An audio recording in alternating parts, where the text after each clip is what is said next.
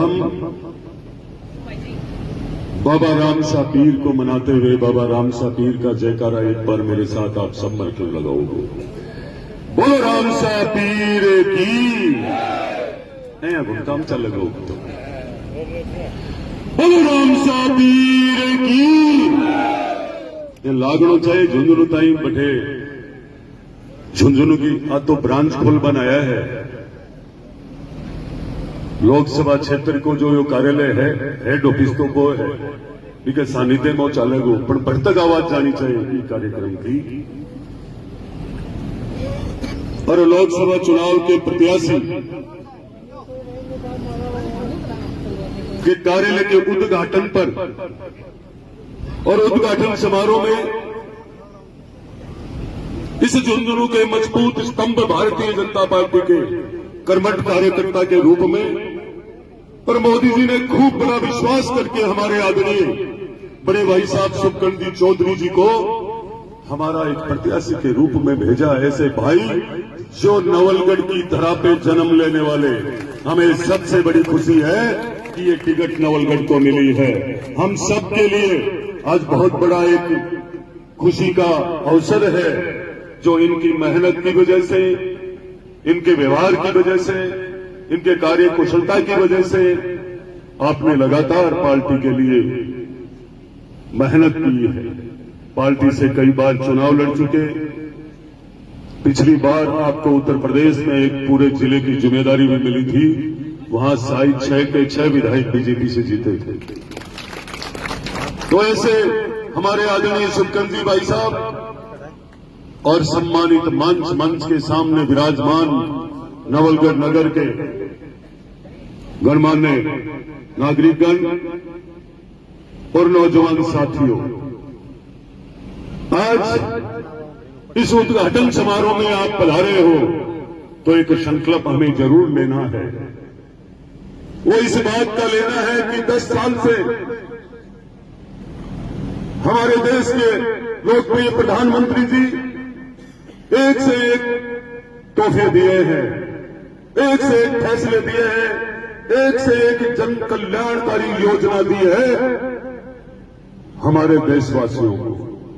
अब मात्र एक अवसर मांगने की बात कर रहे हैं। वो तीसरी बार प्रधानमंत्री हमारे नरेंद्र मोदी हो,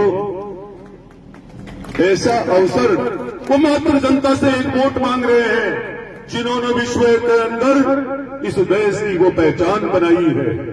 इस देश के लिए लोगों को ये बता दिया गया है कि हिंदुस्तान भारत अपनी जगह और भारत का एक एक कार्यकर्ता, भारतीय जनता पार्टी का एक एक कार्यकर्ता मोदी जी के साथ खड़ा है पूरे भारत का। ये दुनिया की सबसे बड़ी कार्यकर्ता वाली पार्टी और ऐसे लोकप्रिय प्रधानमंत्री हमें मिले हैं। बहुत बार सोचता हूं मैं स्वयं जब भारतीय जनता पार्टी का एक कैंडिडेट के रूप में आपके बीच में आया, आप लोगों ने शानदार आशीर्वाद देकर के पहली बार कमल का फूल खिलाया। आज एक आवाज पे एक एक कार्यकर्ता के दिल में कमल का फूल एकदम बसा हुआ है दिल के अंदर, क्योंकि उन्होंने हमारी संस्कृति को, हमारे सनातन को इस भारतीय जनता पार्टी ने और मोदी जी ने जिंदा रखा है। आज ये डबल इंजन की सरकार, ये राजस्थान की सरकार जो ही बनी और पहला संकल्प मोदी जी का भी था कि हमारा भारत भ्रष्टाचार मुक्त भारत हो, और वही हमारे राजस्थान के लोकप्रिय मुख्यमंत्री जी भजन लाल जी का था कि यह राजस्थान भी भ्रष्टाचार मुक्त भारत हो। आज उनके फैसले आपने देखा होगा, जो गैंग बनाकर घूमने वाले थे गैंगस्टर, उनके खिलाफ एंटी गैंगस्टर टास्क फोर्स खड़ी कर दी। आप रात को यूपी की तर्ज पर आने वाले समय में रात को 2 बजे भी अकेले घूम सकते हो। युवाओं की पीड़ा समझते हुए, पेपर लीक की सारी समस्याओं को देखते हुए क्योंकि हमारे राजस्थान के मुख्यमंत्री जी एक एक बूथ से जुड़े हुए थे और उनके पास एक एक बूथ के कार्यकर्ताओं के नंबर भी है। तो उन्हें पता था, पिछले लगातार कई सालों से वो संघर्ष करते आ रहे थे पार्टी के किसी न किसी पद पर रह करके, और पार्टी के लिए उन्होंने खूब काम किया। तो ऐसे मुख्यमंत्री जी को जब अवसर मिला तो निश्चित रूप से उन्होंने पेपर लीक, जिन्होंने जो लिप्त थे उनके लिए गिरफ्तारी के लिए तत्काल एक एसआईटी गठित कर दी, और जिसमें जो पिछले सरकार में हमारे नौजवानों के साथ जितनी दलाली या गलत किया, पेपर लीक किया, उन सब की गिरफ्तारियां अब रोज हो रही है, कोई कुछ समय नहीं बचा है। मैं निश्चित रूप से कहना चाहूंगा कि ये भारतीय जनता पार्टी वो पार्टी है जिस पार्टी के अंदर चाहे वो नेता हो, चाहे संगठन का कार्यकर्ता हो, एक एक कार्यकर्ता की कीमत है, क्योंकि ये पार्टी उन कार्यकर्ताओं पर ही सवार होकर के अपना झंडा इन्होंने लहराया है पूरे इस भारत में। ये वो पार्टी है जिसकी करनी और कथनी में कोई फर्क नहीं है। इसका मैंने उदाहरण आपको पहले भी दिया था कि चाहे इसका सांसद हो, चाहे विधायक हो, उन सब पर कि इस वक्त आपका समय ज्यादा लेकर के, ज्यादा नहीं लेकर मैं ये कहना चाहूंगा कि जो पिछली बार 53.94% विधानसभा के चुनाव में आपने भारतीय जनता पार्टी को मतदान किया था, 2,07,000 कुछ मतदान। अब हम इतनी मेहनत करें कि नवलगढ़ को मोदी जी ने चला करके नवलगढ़ के ही कार्यकर्ता को लोकसभा की सीट दी है, तो हमें सब अपना आपस का मतभेद, मन भाव, ईर्ष्या, द्वेष का सब भुला करके हर एक कार्यकर्ता को, हर एक समाज को, हर एक पार्टी को ये तय कर लेना चाहिए कि हमारा शुभकरण चौधरी ये भारतीय जनता पार्टी का उम्मीदवार पूरे नवलगढ़ का है और हमें पूरे जिले के अंदर काम करना चाहिए। ये हमें पहली बार अवसर मिला है, निकल जाना चाहिए हमें अब इस अवसर पर। ये विधायक एक कार्यकर्ता के रूप में बोल रहा है आपके बीच में, और आप मेरी सोशल मीडिया पे देख लेना आज सही, कभी फतेहपुर में, कभी मडाओ में, नवलगढ़ में भी रात और दिन एक कर देंगे। और ये मान के चलना, एक भी कोई कांग्रेस का कार्यकर्ता आपसे तय करे या कोई सट्टे वाले बात करे तो आप चैलेंज कर लेना, पहले तो मोदी जी और उसके बाद जो कैंडिडेट हमें मजबूती से मिला है, हमें आत्मा से प्रेम देने वाला, ऐसे शुभकरण चौधरी जी के साथ रात और दिन उनके पीछे हम खड़े हैं। एकदम एक कार्यकर्ता के रूप में बूथ बूथ तक जाएंगे, एक एक व्यक्ति को, एक एक कार्यकर्ता को समझाएंगे कि ये नवलगढ़ की लीड इतिहास रचे, ऐसी लीड होनी चाहिए। मैं आप सभी की आशा के साथ इस उद्घाटन समारोह में आपसे दोनों हाथ खड़े करवा करके ये वचन दिलवाना चाहता हूं कि मतदान तो करोगे, पर आप संकल्प लेकर निकलोगे कि आपका चाहे रिश्तेदार मंडाओं में हो, चाहे खेतड़ी में हो, चाहे सिंगाड़ा में हो, चाहे पिलानी में हो, चाहे बुहाना में हो, चाहे उदयपुरवाटी में हो और चाहे फतेहपुर में हो, क्या आप सब साथ निकलना चाहते हो? क्या एक बार हाथ उठा करके ये तय करो। पर संकल्प का मतलब ये है, मन में विचार कर लेना, निकलना पड़ेगा। निकलोगे तो नवलगढ़ की आवाज पूरी लोकसभा में जाएगी, और जैसे नवलगढ़ में आप लीड दोगे, वो की वो लीड आपको फतेहपुर और मंडावा में मिलेगी। मैं विश्वास के साथ कह रहा हूं। लोग कहते हैं फतेहपुर की बात, मैं आपको एक विश्वास के साथ कहता हूं, मैंने भी फतेहपुर में जगह जगह टेलीफोन किए हैं। कांग्रेस की चिंता की जरूरत नहीं है, हिंदू मुस्लिम का वोट आमने सामने पड़ेगा और कांग्रेस की जामनी जब्त हो जाएगी, आप तय कर लेना। वो दिन गए हैं, अब वो वोट मोदी जी के नाम से, शुभकरण जी के नाम से पड़ेगा, और कमल का फूल पहली बार फतेहपुर से भी लीड लेकर के आएगा। कमजोर होने की आवश्यकता नहीं है, किसी के बहकावे में होने की आवश्यकता नहीं है। हर समाज खड़ा है और मैं इस कार्यालय के कार्यक्रम में उद्घाटन समारोह में यह भी कहना चाहूंगा, कई जातिवाद की और कई बकवासें आती है सोशल मीडिया पे। मैं निर्दलीय प्रत्याशी के रूप में भी वोट लेना जानता था। मैं उन लोगों को कहता हूं जो समाज की बात करते हैं और जो समाज की ठेकेदारी लेते हैं। मैं राजस्थान सरकार का एक अंग बोल रहा हूं, एक हिस्सा बोल रहा हूं। वोट लेने की ताकत है और लेकर रहने रोक देना किसी की औकात है। तो इसी के साथ मैं मेरी वाणी को विराम देता हूं। जय हिंद, जय भारत। जय जय श्री राम। भारतीय जनता पार्टी, भारत बस्ती माता, अब की बार फिर एक बार झुंझुनू में अब की बार धन्यवाद। पीर की धरती पर विराजमान की सबसे बड़ी कार्यकर्ताओं की पार्टी,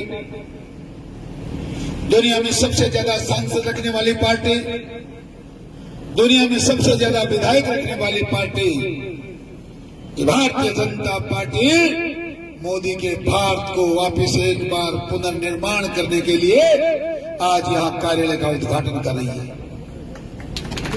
इस चुनावी समर की बागडोर संभालने वाले जाति पाति धर्म और मजहब से ऊपर उठकर कंधे से कंधा मिलाकर अपने बड़े भाई के लिए लगातार घर घर अलग जगा रहे हैं, ऐसे मेरे अनुज भाई विक्रम जी जाखल साहब और इनके साथ भारतीय जनता पार्टी की टीम, ये मोदी का परिवार और ये भारतीय जनता पार्टी का परिवार जो इस कार्यालय के उद्घाटन समारोह में मेरे सामने खड़ा है। मैं आप समस्त कार्यकर्ता बंधुओं के चरणों में नमन करता हूं, प्रणाम करता हूं, आपको राम नाम करता हूं। कार्यकर्ता बंधुओं, इस मिट्टी में जहां आप बैठे हैं, मैंने यहां बचपन बिताया है। यहाँ के गोपाल अखाड़े में हमने सुबह शाम व्यायाम की है। या महामाया के मंदिर में रहकर मैं पढ़ा हूं। मैं एक गरीब किसान का बेटा, बंगले में रहकर तो पढ़ नहीं सकता, मैं तो मंदिरों में ही कहीं जाकर दो अक्षर मैंने सीखे हैं। एक ऐसा किसान का बेटा जो नवलगढ़ में गरीबी में जन्मा, गरीबी को सहा। आज आपका और मेरा सौभाग्य है कि हमें लड़ने का मौका एक राज परिवार से मिल रहा है। 34 साल तक लगातार झुंझुनू जिले को नोट नहर का धोखा देने वाले, पिछले 50 साल से लगातार झुंझुनू पर राज करने वाले परिवार से मुकाबला है। इसको छोटा मोटा काम मत समझना। मेरे पास ताकत है तो ये मेरे सामने बैठी है, मेरे आसपास बैठी है, ताकत तो ये है, या फिर हमारे सिर पर जिसका हाथ है पूरी दुनिया उसके हाथ को सलाम करती है। नरेंद्र मोदी यहाँ का प्रत्याशी है। कमल का फूल हमारा बटन दबाने का जगह रास्ता है। कमल का फूल हमारा निशान है। और इस भारत में, इस नरेंद्र मोदी के भारत को आधुनिक भारत बनाने के लिए, संसार का विश्व गुरु बनाने के लिए नीचे से आकर तीसरे नंबर पर पहुंच चुके। 2047 तक संसार का सबसे मजबूत राष्ट्र बनाने के लिए आपके पास एक सुनहरा मौका है। भारतीय जनता पार्टी 1980 के गठन के बाद ऐसे पुरोधाओं की पार्टी रही है, ऐसे महापुरुषों ने इसको सींचा है, ऐसे महात्माओं ने इसको सींचा है। याद होगा, पढ़ा होगा, एक महामना वो कबीर देव कहते थे, हम आज तो हैं लोकसभा में, कांग्रेस वालों, एक दिन तुम कांग्रेस को ढूंढते रह जाओगे और सदन में बीजेपी नजर आएगी। उनका सपना साकार होगा। आप सोचिए कैसे महान थे वो लोग, कैसे दूरदर्शी थे वो लोग, जिनको कितनी आगे की दिखती थी। आज वो हमारे साथ नहीं है, पर उनकी आत्मा आज भी हमें ऊपर से आशीर्वाद दे रही है। जो कहते थे अंधेरा छटेगा, सूरज निकलेगा और कमल खिलेगा, और ये चारों तरफ कमल खिल रहा है। मास्टर देव वाजपेयी जी को नमन करना चाहता हूं। सिद्धांत के साथ समझौता हमारी पार्टी ने कभी किया नहीं। एक वोट का समझौता करते तो उस टाइम भी प्रधानमंत्री बनते। पर आपसे एक निवेदन करना चाहता हूं, उन्होंने यही नहीं कहा था, उन्होंने जो कहा एक एक बात पूरी की। इस पूरे देश के अंदर प्रधानमंत्री सड़क योजना के माध्यम से पूरे देश के गांव को ढाणी को जोड़ दिया। और हमारे मोदी जी ने 70 साल बाद हिंदुस्तान के घर में बिजली के बल्ब जला के रोशनी पैदा कर दी। कार्यकर्ता बंधुओं, मोदी जी अपने आप के लिए नहीं जीते, अपने आप के जीने वालों के लिए और बहुत से काम है। किसी का परिवार है, किसी का व्यापार है, पता नहीं कोई क्या क्या सपने देखता है। आज पिछले 10 साल से उनके राजनीतिक जीवन के बारे में, गुजरात के बारे में चर्चा मैं नहीं करना चाहता, पर हिंदुस्तान की बागडोर संभालने के बाद कोई कार्यकर्ता है जो मुझे ये कहे कि 10 साल में एक भी दिन उस महामना ने छुट्टी करी हो, एक भी दिन बीमार हो। ये कांग्रेस के लोग, जब उन हमारी सरकार नहीं थी तो इनकी महारानी इटली जाती थी तो केरला के एयरपोर्ट से जाती थी, क्योंकि पूरा हवाई जहाज माल का भर के जाना था। आजकल वो बीमार नहीं होती। अब वो इटली का आना जाना भी कम हो गया, क्योंकि उनको पता है अब ये मोदी का भार तुम्हारे भ्रष्टाचार को बर्दाश्त करेगा नहीं, तुमको माफ करेगा नहीं। इसलिए धीरे धीरे धीरे धीरे 20-30 के ज्यादा चिंता करने की जरूरत नहीं। आने वाली संसद में 30 भी सांसद पहुंच नहीं पाएंगे, उनके 30 भी। अटल बिहारी भाई जी के वाजपेयी जी का सपना साकार हो रहा है। ये सपना आपको और साकार करना है। ये मोदी जी के भारत को आपको और आगे तक पहुंचाना है। मैं तो इतना ही कहना चाहता हूं, 2004 से पहले अटल बिहारी वाजपेयी जी ने देश के लोगों से कहा था, आप भारतीय जनता पार्टी के कमल के फूल का निशान दबाइए, बटन दबाइए, आप भारतीय जनता पार्टी की सरकार बनाइए। जहां बाढ़ आती है वहां बाढ़ खत्म कर दूंगा, जहां सूखा पड़ रहा वहां नदियां बहा दूंगा। एक बार बीजेपी की सरकार बनाइए, नदियों को जोड़ दूंगा। कमी हमसे रह गई। और मित्रों, वो कमी झुंझुनू जिले की भी रही है, इसलिए आगाह करना चाहता हूं। 2004 में जिस प्रकार हमारे विधायक महोदय संदेह व्यक्त कर रहे थे कि लोग राजनीतिक चक्कर में डालकर मात्र मोदी जी का हाथ कमजोर करना चाहते हैं, 2004 में भी यही हुआ था। वोटों से नहीं जीतते हमारे सांसद। एक ऐसा चक्कर भी राजनीति का रचा गया कि हमको 20-21 हजार वोट से हारना पड़ा। और उन्होंने ऐसे कैंडिडेट खड़े कर दिए जो 1.25 लाख वोट लेके, जो हमारे थे, जो भारतीय जनता पार्टी के थे। किसी धोखे में मत आ जाना। कोई कुछ भी कहे, हरेक जाति समाज के लोग, एक 24 घंटा 36 बिरादरी के लोग हमारे साथ खड़े हैं। मैंने बचपन से आज तक हर एक समाज का सम्मान किया है, हर धर्म मजहब को माना है। मैं मात्र आपका कार्यकर्ता हूं, भारतीय जनता पार्टी का कार्यकर्ता। सामाजिक व्यवस्था कभी रख ही नहीं सकता, ये आपको भरोसा दिलाने आया हूं। कई बार छोटे छोटे मजाकों को लोग इतनी तूल मात्र उस वक्त देते हैं जब आपका चुनाव होता है। एक दिन कहीं जयपुर में बैठे थे, कई जगह के कार्यकर्ता थे, क्योंकि उस वक्त भी 1-2 ही विधायक हमारे थे जब सरकार हमारी झुंझुनू से थी। मजाक में मैंने कह दिया, भाई पहले जयपुरवाड़ी वाले की बात करूंगा, आजकल वो कह रहे नवलगढ़ में आयो, नवलगढ़ में जन्माओ या पढ़ाओ पलाओ। और घूमते घूमते एक बुद्धू लौट के अपने घर में आ गया। एक किसान का बेटा अपने जन्मस्थली की सेवा करने के लिए, सौभाग्य है नवलगढ़ का, उदयपुर वाटी की सेवा करने का भी हमें मौका मिला। आज झुंझुनू जिले की सेवा करने का मौका मिलेगा। लेकिन इस बात में कोई दो राय नहीं कि जो जहां का जन्म है उसको वहां आना है।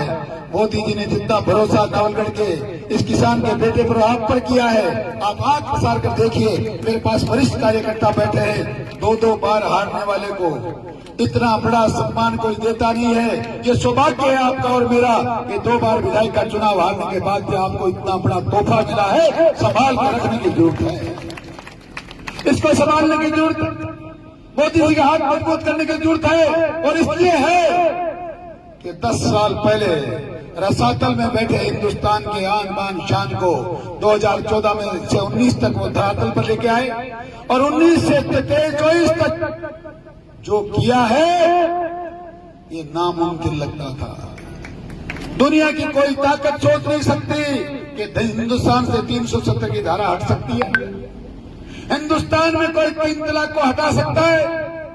हिंदुस्तान में भी कोई पनडुब्बियां, अस्त्र शस्त्र, मिसाइल, रॉकेट बना सकता है। हिंदुस्तान वो देश है तो दुनिया नहीं कर पाई। कलकत्ता की नदी के अंदर 10-10 किलोमीटर सुरंग बना के वहां ट्रेनें चल रही हैं। पानी के नीचे, पानी के ऊपर कई रास्ते बन रहे हैं, कई वंदे भारत ट्रेन चल रही है, कई लड़ाई की मिसाइलें बन रही हैं। और तो याद करो 1971 की लड़ाई, कांग्रेस की मुखिया इंदिरा गांधी के समय जब लड़ाई हुई, हमारी सेना लाहौर तक चली गई, आधा पाकिस्तान कब्जा कर लिया और कांग्रेस ने 71,000 जवानों की आहुति देने के बाद कहा पाकिस्तान खाली कर दो, हिंदुस्तान चले आओ। ये हालात हिंदुस्तान के थे। आज मोदी का भारत है जो आंख दिखाता है 4 घंटे में सर्जिकल स्ट्राइक करके पाकिस्तान से हमारे जवान सहकसूल लौटते हैं। और कांग्रेस वाले क्या पूछते हैं? हमको सबूत चाहिए स्ट्राइक हुआ कि नहीं हुआ। ऐसे सनातन संस्कृति को मानने वाले कार्यकर्ता बंधुओं, वो तो ये भी पूछते हैं आपके भगवान श्री राम आराध्य देव के लिए कि भगवान था भी या नहीं था, ये भी हमको सबूत दो। राम सेतु बना के नहीं बना, ये भी हमको सबूत दो। अरे जो हमारे भगवान के अस्तित्व को ललकारते हैं वो हमारा भला कर सकते हैं? कार्यकर्ता बंधुओं, हम सनातन संस्कृति को मानने वाले लोग हैं। हम सनातन संस्कृति को सर्वोच्च शिखर तक पहुंचाना चाहते हैं। वो लोग जो हमारी सनातन संस्कृति को खत्म करना चाहते हैं, उन लोगों को हमारे बीच में वोट मांगने से पहले 1000 बार सोचना चाहिए कि आपकी जिम्मेदारी है। वोट आपके पास झुंझुनू जिले में बूथ पर वोट जाएगा, वो कमल के फूल का बटन दबाएगा। कार्यकर्ता मित्रों बंधुओं से एक निवेदन है, वोट बूथ तक पहुंचना चाहिए। ये जिम्मेदारी आपकी है। ये जिम्मेदारी आप जिस तरह आपने विधानसभा में वोटिंग कराई वैसी वोटिंग करोगे तो कहे के 4 लाख, कोई पता ही नहीं कितनी आर पार से आप लड़ोगे, सामने कोई 1 लाख वोट पड़ने वाले नहीं। किसी के बहकावे में आने की जरूरत नहीं। खेतरी आपसे प्रतिस्पर्धा कर रही है। नवलगढ़ से ज्यादा वोट उसे जिता के भेजेंगे। उदयपुरवाटी के चेहरे सामने देख रहा हूँ। गया वो जमाना, हो सकता है कोई बहकावे विधानसभा में आ गया। विधानसभा का चुनाव अलग होता है। आज उदयपुरवाटी भी आपसे कंपटीशन करने आपके बीच में आके बैठी है। हम नवलगढ़ से भी आगे निकलना चाहते हैं। मैं तो आपको एक विश्वास दिलाने आया हूँ।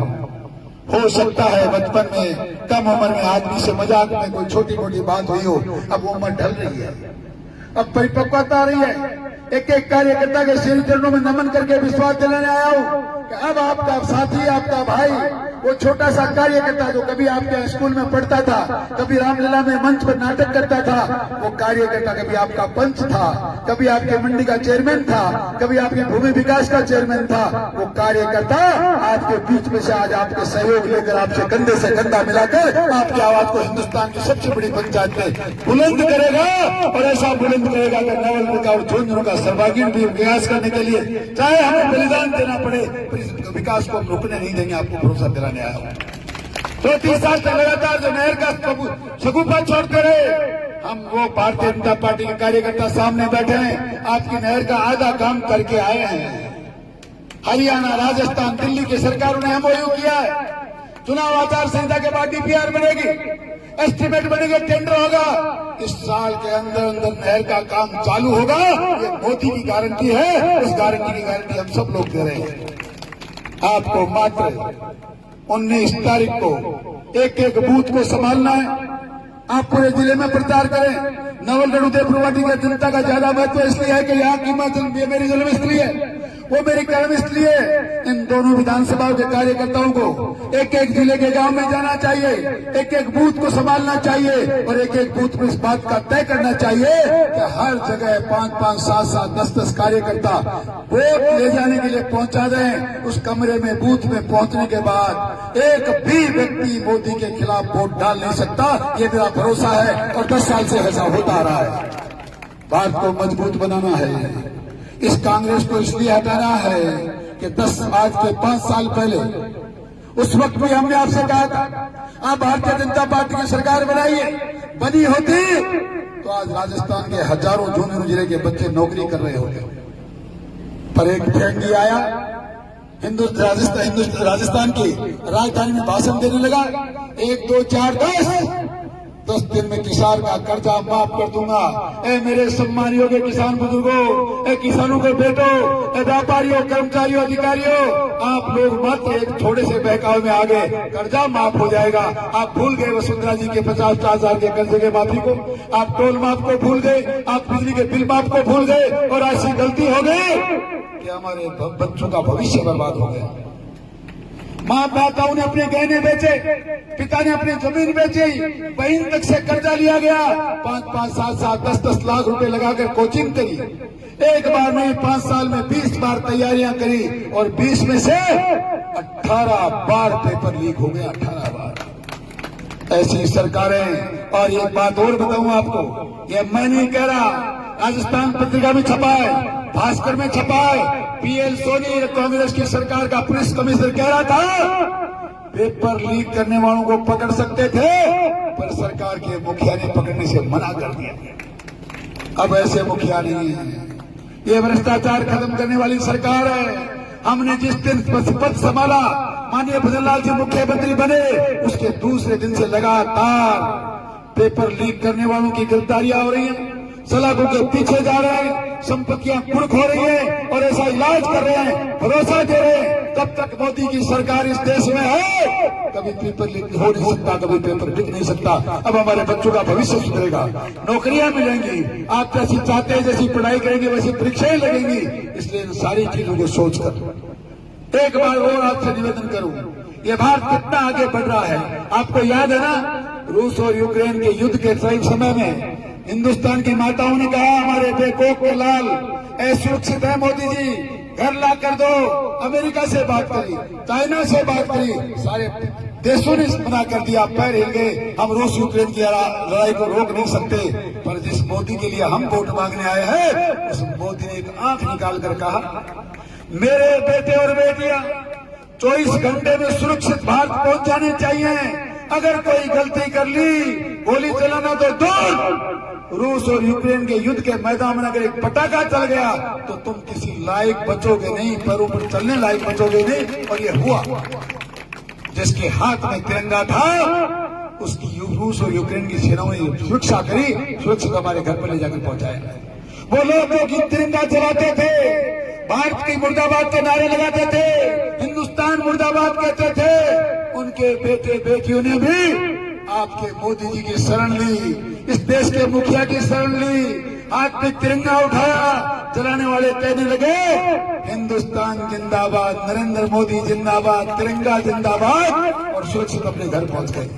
पाकिस्तान पहुंचकर कहने लगे काश हमारे पास भी कोई मोदी जैसा प्रधानमंत्री होता, काश हम भी भारत में पैदा हुए होते, इस महान देश के कार्यकर्ता बंद हो, इस महान पार्टी के कार्यकर्ता बंद हो। आपका देश ऐसे सुरक्षित हाथों में है, उस हाथ को और मजबूत करने के लिए आपसे निवेदन करने आए हैं। इन राजाओं का राज खत्म करो, ये वंशवाद खत्म करो, केंद्र में हो चाहे राज्यों में हो, एक ही वंश लगातार एक काम करता रहा है। मैं तो आपके बीच में अपनी जन्मस्थली पर एक बात का आपको विश्वास दिलाने आया हूँ, मित्रों, मेरा आपके सिवा दुनिया में कोई आगे और पीछे है नहीं।